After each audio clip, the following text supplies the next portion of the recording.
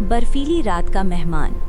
बर्फ से ढकी ऊंची पहाड़ियों के दरमियान, जहां हवा की चीख भी सुनने वाले के दिल में खौफ पैदा कर देती थी, एक पुरानी लकड़ी की झोपड़ी तन्हा खड़ी थी।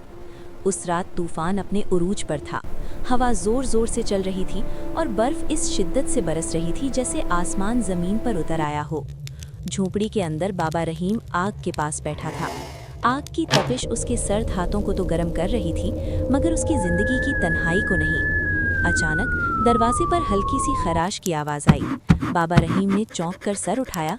पहले उसने सोचा शायद हवा हो, मगर आवाज दोबारा आई, इस बार पहले से ज्यादा कमजोर, ज्यादा दर्द भरी। वो आहिस्ता आहिस्ता उठा और दरवाजे की तरफ बढ़ा। जैसे ही उसने दरवाजा खोला, उसकी आंखें हैरत से फैल गईं। दरवाजे के बाहर एक जख्मी शेरनी खड़ी थी। उसके जिस्म पर गहरे जख्म थे। खून बर्फ पर जम चुका था और उसके साथ उसका नन्हा सा बच्चा, जो सर्दी से कांप रहा था, अपनी माँ से लिपटा हुआ। बाबा रहीम के दिल में एक लम्हे को खौफ आया, मगर शेरनी ने हमला नहीं किया। उसकी आंखों में सिर्फ दर्द था और मदद की खामोश फरियाद।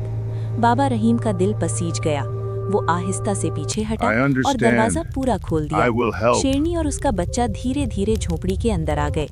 आग की रोशनी में शेरनी की सांसें तेज चल रही थीं। बाबा रहीम ने अपने पुराने कपड़े फाड़कर उसके जख्म बांधे, उसे पानी पिलाया और उसके बच्चे को कंबल में लपेटकर आग के पास बिठा दिया। रात भर तूफान चलता रहा, मगर झोपड़ी के अंदर एक अजीब सा सुकून था। इंसान और दरिंदे के दरमियान एतमाद जन्म ले चुका था। सुबह जब सूरज की पहली किरण बर्फ पर चमकी, शेरनी आहिस्ता से खड़ी हुई। उसके जख्म पहले से बेहतर थे। वो दरवाजे की तरफ बढ़ी। जाते जाते उसने बाबा रहीम की तरफ देखा।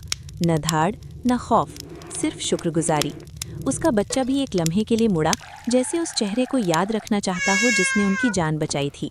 फिर वो दोनों बर्फ में दूर चले गए और बाबा रहीम देर तक दरवाजे पर खड़ा उनके कदमों के निशान देखता रहा।